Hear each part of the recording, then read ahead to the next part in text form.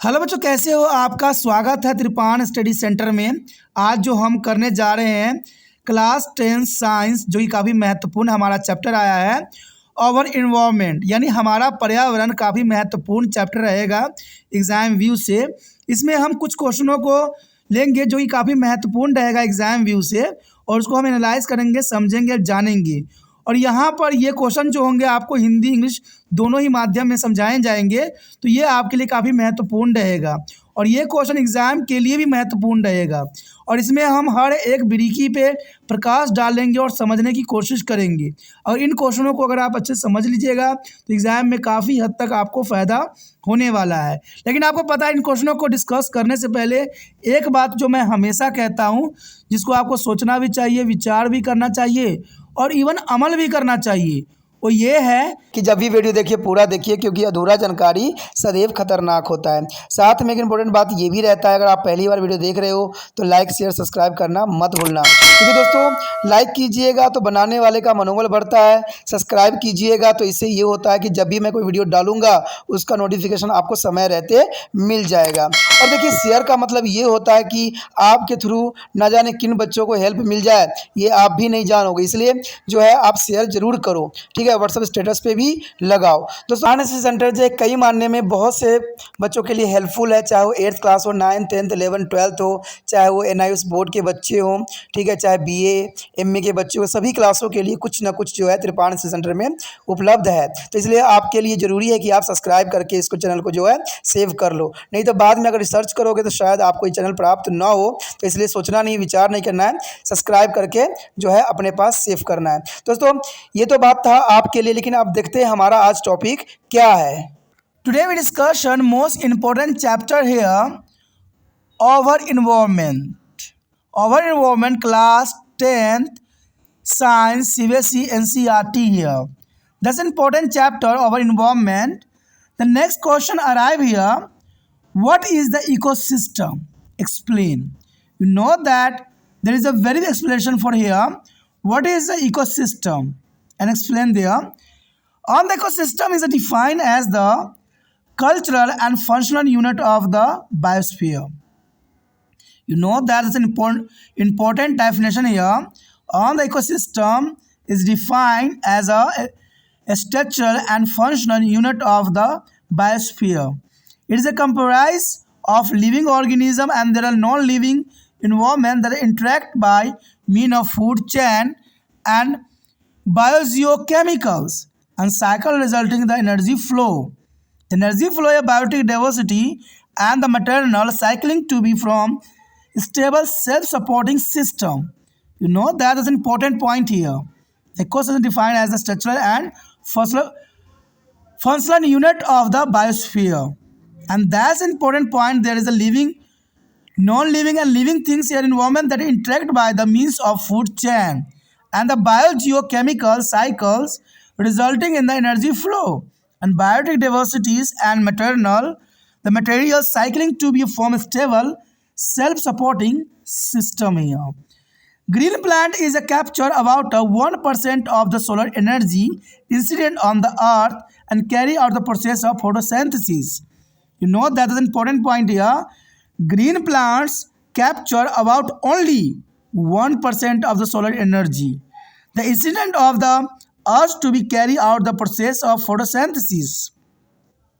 A part of this trapped energy is used by the plants in the performing their metabolic activities, and some energy is the release as a heat into the atmosphere. The remaining energy is a chemical energy stored in the plants as a photosynthetics production. That's important. The remaining energy is a chemical energy stored in the plants as the photosynthetic products here. When these green plants are eaten by of the herbivores and chemical energy stored in the plants is transferred to these animals. This animal is a herbivorous is utilize some of the energy for the metabolic activities here, and some energy is released as a heat while the remaining energy is stored in their body. And this process of energy transfer is repeated till top are carnivorous. In a ecosystem, transfer of energy flow to 10% low. 10% low, there is the most important question for the next year. And only 10% of energy is the transfer to be each trophical level from to the low trophical level. That's important point here. The 10% low is the most important. The only 10% of energy is a transfer to the each tropical level from to lower tropical level to other. And nearly 90% of energy is the loss when it's a move from one tropical level to the next. That's important explanation here. That's important for the 10% low here. And the most important point, the lake considered to be natural ecosystem. You know that that's an important point. The lake considered to the a natural ecosystem.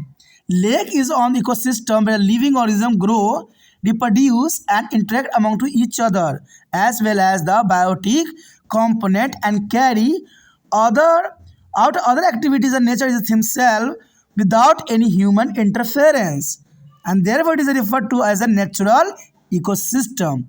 That's the most important example for the here lake. Lake is the most important natural ecosystem because a lake is an ecosystem where a living organism grow, reproduce and interact among to each other without a human interference. And there is the most important here, biomass. Biomass is the total amount of living or organic matter in an ecosystem at any time. That's important here, biomass here. Biomass is the total amount of living or organic matter is on the ecosystem at any time. आज जो यहाँ पर हम करने जा रहे हैं हमारा पर्यावरण, काफ़ी महत्वपूर्ण चैप्टर है हमारा पर्यावरण। क्लास 10वीं साइंस, काफ़ी एनसीईआरटी पे आधारित है, काफ़ी महत्वपूर्ण चैप्टर है ये हमारा पर्यावरण। हमारा अगला क्वेश्चन जो आया है काफ़ी महत्वपूर्ण है कि पारिस्थितिकी तंत्र क्या है। पारिस्थितिकी तंत्र क्या है उसके बारे में हमने यहाँ विस्तार पूर्वक चर्चा करना है। देखिए दोस्तों, यहाँ अगर यही क्वेश्चन अगर आप समझ लेते हो ना तो त्रिपाण स्टडी सेंटर एक गारंटी देता है कि पारिस्थितिकी तंत्र के रिगार्डिंग आपको कोई और क्वेश्चन समझने की ज़रूरत नहीं पड़ेगा, क्योंकि यहाँ पर इस क्वेश्चन के बारे में विस्तार पूर्वक बात है और इससे अधिक कुछ भी आगे नहीं पूछा जा सकता। इसलिए इस क्वेश्चन को समझ लेते हो अच्छे से तो ये आपके लिए काफ़ी महत्वपूर्ण रहता है। अगर हम पारिस्थितिकी तंत्र के बारे में बात करें तो कहते हैं पारिस्थितिकी तंत्र को जीव मंडल की एक संरचनात्मक और कार्यात्मक इकाई के रूप में परिभाषित किया गया है। तो ये काफ़ी महत्वपूर्ण है कि पारिस्थितिकी तंत्र को जीव मंडल के लिए संरचनात्मक यानी स्ट्रक्चरल एंड फंक्शनल इकाई है।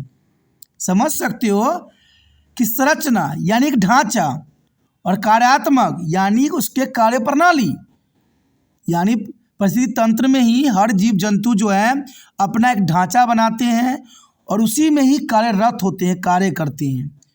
इस रूप से जो है इसको परिभाषित किया गया है कि जीव मंडल की एक ये जो होती है संरचनात्मक और कार्यात्मक इकाई होती है।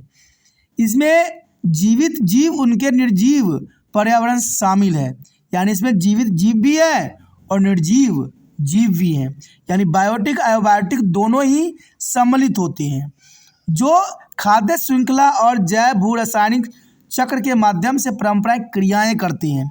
यानी देखा जाए तो पारिस्थितिकी तंत्र वो तंत्र है जहाँ पर जो है जीव जंतु आपस में खाद्य श्रृंखला बनाते हैं और खाद्य श्रृंखला बना के जैव भू रासायनिक चक्र के माध्यम से पारंपरिक क्रियाएं करते हैं। देखिए खाद्य श्रृंखला नहीं होगी तब तक जो है हमारे धरती को जो है दोबारा पोषण नहीं मिलेगा। कहते हैं धरती हमें देती है, धरती हमें सब कुछ ले भी लेती है। इंसान का अगर उत्पत्ति होता है तो इंसान का विनाश भी धरती में ही होता है। तो ये एक क्रिया है, ये ऊर्जा प्रवाह तंत्र है, जिसके कारण देखा जाए तो ऊर्जा प्रवाह तंत्र को जो है जैविक विविधता और सामग्री चक्र होता है जिसमें स्थिर स्वशासक प्रणाली बनती है। यानी देखा जाए तो पारिस्थितिकी तंत्र ये ऐसा तंत्र है जिसमें ऊर्जा का जो है फ्लो होती है, एक रूप से दूसरे रूप में, दूसरे रूप से तीसरे में, और तीसरे से जो है पहले रूप में आना। यानी ये ऊर्जा की जो फ्लो चार्ट है वो जहाँ से शुरू होती है वहीं पे ख़त्म होती है। अगर पौधों को अगर प्राइमरी सोर्स मानते हो तो आपको पता है कि पौधों को जो है कोई जीव खाएगा, उसको खाने वाला वो जीव है, उसको खाने वाला वो जीव है। बाद में जब वो अंतिम जीव मरेगा तो वो जो है दोबारा जो है धरती में ही मिल जाएगा, मिट्टी में ही चला जाएगा, तो फिर पौधों को वो न्यूट्रिशन दे देगा। यानी वही बात हो गया ना, एक चक्र है, जो जहाँ से शुरू है वहीं उसकी अंत है। यानी देखा जाए तो पर्यावरण किसी को कुछ देती नहीं है, कहते जितना देती है उतना ही ले भी लेती है। और ये पर्यावरण का सबसे महत्वपूर्ण लो है, रूल है। कहते हैं हरे पौधे प्रकाश संश्लेषण की प्रक्रिया को पूरा करने के लिए पृथ्वी पर अपतित और ऊर्जा का लगभग 1% ग्रहण करते हैं। यानी देखा जाए तो पेड़ पौधों जो है सूर्य से सिर्फ 1% ऊर्जा ही ग्रहण करते हैं, और इस फंसी हुई ऊर्जा का एक हिस्सा पौधे द्वारा अपनी अपचय गतिविधियों के निष्पादन करने में उपयोग किया जाता है। यानी पौधे जो है ये अपनी पूरी गतिविधियां करने के लिए, भोजन बनाने के लिए 1% ऊर्जा का जो है उपयोग करते हैं। और देखा जाए तो कुछ ऊर्जा वायुमंडल में गर्मी के रूप में जारी की जाती है, यानी देखते हुए गर्मी इतनी रहती है तो वो भी एक तरह का ऊर्जा का स्रोत होता है। शेष ऊर्जा पौधों में प्रकाश संश्लेषण उत्पादन के रूप में संग्रहित रासायनिक ऊर्जा में बदल जाती है। और जब इन पौधों को शाकाहारी जीव द्वारा खाया जाता है तो पौधों में संग्रहित रासायनिक ऊर्जा इन जानवरों में स्थानांतरित हो जाती है।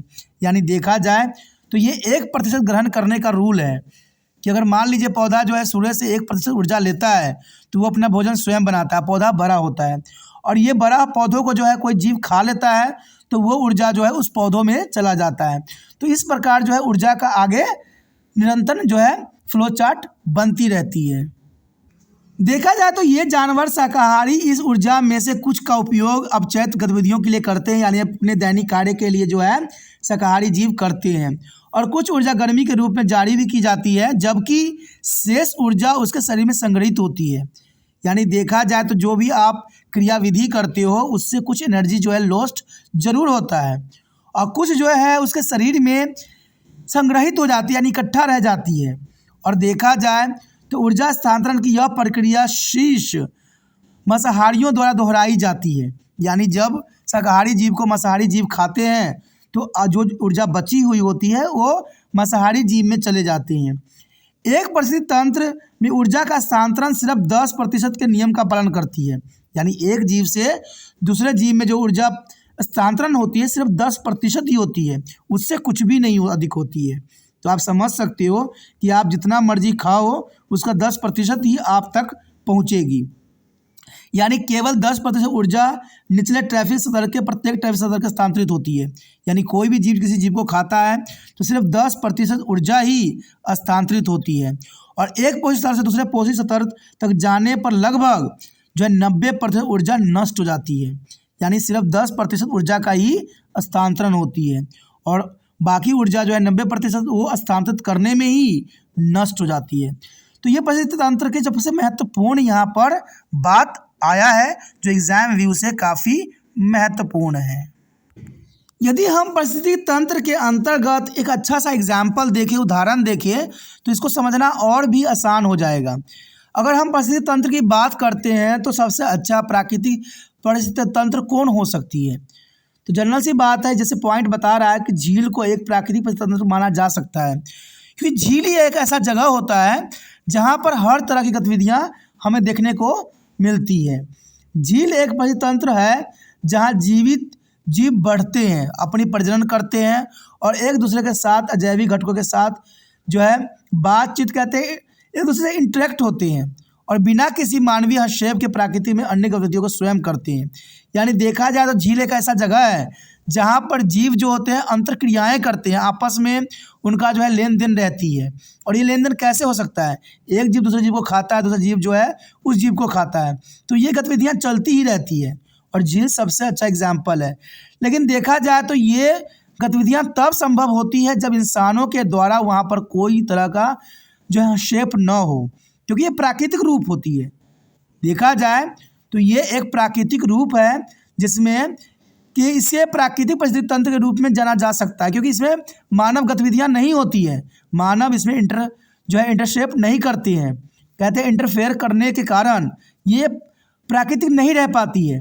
वो मानव निर्मित हो जाती है। जहाँ इंसानों का गतिविधि होती है वो प्राकृतिक नहीं होती है, वो आर्टिफिशियल बन जाती है। लेकिन झील जो है ऐसा जगह है जहाँ पर ये सबसे अच्छा परितंत्र होता है, जहाँ पर जीव जंतु जो है प्रजनन करते हैं, एक दूसरे को आहार बनाते हैं, और इसमें जो है कोई भी मनुष्य का हस्तक्षेप नहीं रहता है। इसी के अंतर्गत अगर हम बायोमास की बात कर ले, क्योंकि एग्जाम व्यू से बायोमास भी महत्व रखता है। बायोमास किसी परिस्थिति तंत्र में किसी भी समय जीवित या कार्बनिक पदार्थों की कुल मात्रा होती है। तो आप समझ गए होंगे कि बायोमास क्या होती है। बायोमास किसी पारिस्थितिक तंत्र में किसी भी समय जीवित या कार्बनिक पदार्थों की कुल मात्रा को हम बायोमास कहते हैं। तो ये काफ़ी महत्वपूर्ण पॉइंट यहाँ पर एग्ज़ाम व्यू से हमने रखा, और इसको आपको समझना जानना आपके लिए बहुत महत्वपूर्ण रहेगा। और इसी के साथ हमारा एक क्वेश्चन भी ख़त्म हो जाता है। अगला क्वेश्चन और भी महत्वपूर्ण है, तो हम क्वेश्चनों को जो है गंभीरता को समझते हैं, जानते हैं और आपके लिए लाते हैं। अगर आप अच्छे से समझ लेते हो, देखते हो, उसको नोट कर लेते हो, तो आपका एग्ज़ाम सबसे बेस्ट जाएगा। क्योंकि त्रिपान स्टडी सेंटर उन्हीं क्वेश्चनों को ध्यान देता है जो आपके लिए महत्वपूर्ण रहता है। और जनरल सी बात आपको मैं बता दूं कि यहाँ मैं पॉइंट व्यू पे ला सकता था, लेकिन एग्जामिनर यहाँ पर एक बात रखता है कि आज कहीं से भी छोटा सा पॉइंट उठा के आपको एमसीक्यू में डाल दिया जाता है। तो अगर आप मान लीजिए आप परिस्थिति तंत्र के बारे में सब कुछ जान चुके हो, अब इसके रिगार्डिंग कोई भी एमसीक्यू की क्वेश्चन आएंगे आप सब कुछ कर सकोगे। क्वेश्चन भी आएगा उसको भी अटैम्प्ट कर सकोगे, एमसीक्यू आएगा उसको भी अटैम्प्ट कर सकोगे। तो इसीलिए यहाँ पर थोड़ा सा पैटर्न साइंस के लिए चेंज किया गया है कि साइंस में आजकल एमसीक्यू और छोटे छोटे पॉइंट व्यू क्वेश्चन आते हैं। तो जब तक आप इसको वेरीफाई नहीं समझ पाइएगा, जब तक उसके पूरे पॉइंट को नहीं समझिएगा, एग्जाम में नहीं कर पाइएगा। तो त्रिपान सेंटर सिर्फ आपके लिए कार्य करता है और आपकी जो भलाई का ही यहाँ ध्यान रखता है। तो ज़रूरी है कि आप भी त्रिपान स्टडी सेंटर का ध्यान रखें, जितना हो सके शेयर कीजिए, क्योंकि शेयर ही केयर है। और जब भी वीडियो देखिए पूरा देखिए, अधूरा जानकारी मत रखिए, नहीं तो ये खतरनाक साबित हो सकता है। ठीक है, पहली बार मेरे चैनल पे आए हो, पहली बार वीडियो देख रहे हो, तो जानना सी बात है दोस्तों, चैनल को सब्सक्राइब कर लीजिए। सब्सक्राइब कर लीजिएगा तो ये आपके लिए बहुत ही फ़ायदेमंद साबित होगा, क्योंकि त्रिपान स्टडी सेंटर एट्थ क्लास से लेके एमए तक के बच्चों के लिए काफ़ी महत्वपूर्ण प्लेटफॉर्म देता है। और ये आप प्ले लिस्ट में भी जाके देख सकते हो, तो ये काफ़ी आपके लिए महत्वपूर्ण रहेगा। ठीक है, क्योंकि अगर सब्सक्राइब कीजिएगा तो अगला वीडियो का नोटिफिकेशन भी मिलेगा और ये आपके लिए फ़ायदेमंद रहेगा। कहते हैं त्रिपान सेंटर सिर्फ आपके लिए करता है काम, इसे सोचिए नहीं, विचार न कीजिए, अभी त्रिपान स्टडी सेंटर को सब्सक्राइब करके अपने मोबाइल में सेव कीजिए।